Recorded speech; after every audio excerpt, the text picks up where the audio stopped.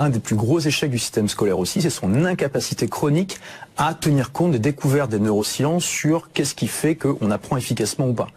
Déjà en 1986, il y a eu un article écrit par 50 scientifiques américains qui, le titre c'était « Pourquoi la répétition espacée n'est pas utilisée par le système scolaire ?»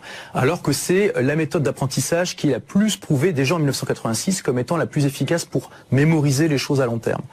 Et 30 ans plus tard, on est toujours au même point, la répétition espacée n'est pas utilisée à l'école. Aujourd'hui, vous avez des applications qui coûtent quelques euros sur votre smartphone ou qui sont gratuites, qui permettent d'utiliser ce système-là, qui est beaucoup plus efficace que le système analogique qu'on utilise à l'école, et qui permet d'apprendre beaucoup plus efficacement, et pas seulement de bachoter, vraiment de mettre dans sa mémoire à long terme. Donc on peut déjà utiliser des applications qui sont développées par des startups pour complémenter notre apprentissage, en utilisant des techniques qui sont prouvées par la science.